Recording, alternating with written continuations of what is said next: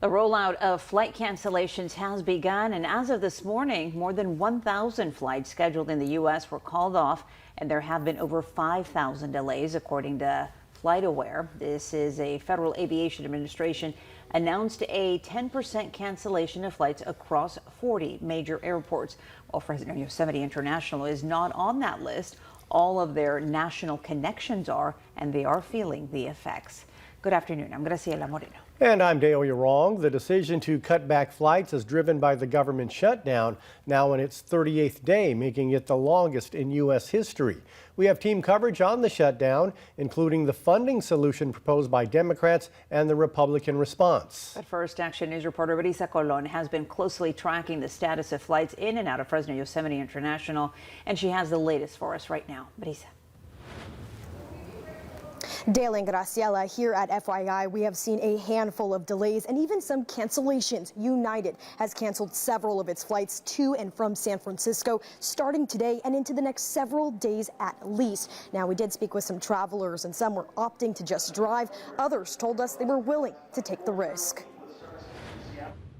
Airports across the country on the front lines of the government shutdown, now in its 38th day.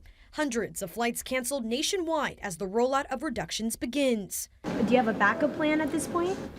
No, so we're hoping everything turns out well, because if not, we'll be stuck over there. Heading to North Carolina to visit family, Yvonne Camacho tells us she's constantly checking updates, afraid she might get stuck at her layover in Dallas, which is one of the airports on the list to face cancellations. We were really nervous because also we can head that way, but then what if coming back we have to stay over there or something. Delays from Phoenix and San Diego, cancellations from San Francisco. The board at Fresno Yosemite International already experiencing turbulence.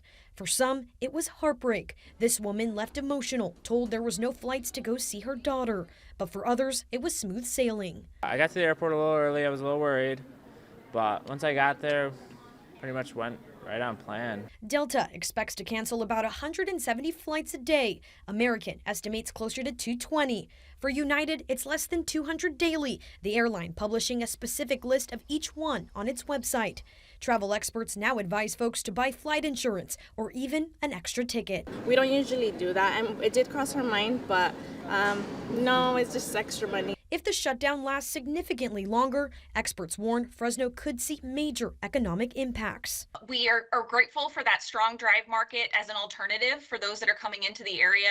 Obviously, the international component or those that are coming in from out of state, that would be the biggest impact for us. FAA officials cite safety precautions as the reason behind the cuts. Air traffic controllers tell Action News staffing and capacity do go hand in hand, and these cuts will help lighten the load. But like most towers, Fresno is severely understaffed, and the shutdown is only adding stress on the already embattled crew. One of the hardest things for our workforce is we wake up every morning and check the headlines, and all the headlines say no end in sight. Federal officials say the reductions this weekend are at about 4%. We won't see that increase to 6% until the 11th of this month. That entire 10% won't go into effect until the 14th of November. Reporting from FYI, I'm Brisa Colon, ABC 30 Action News.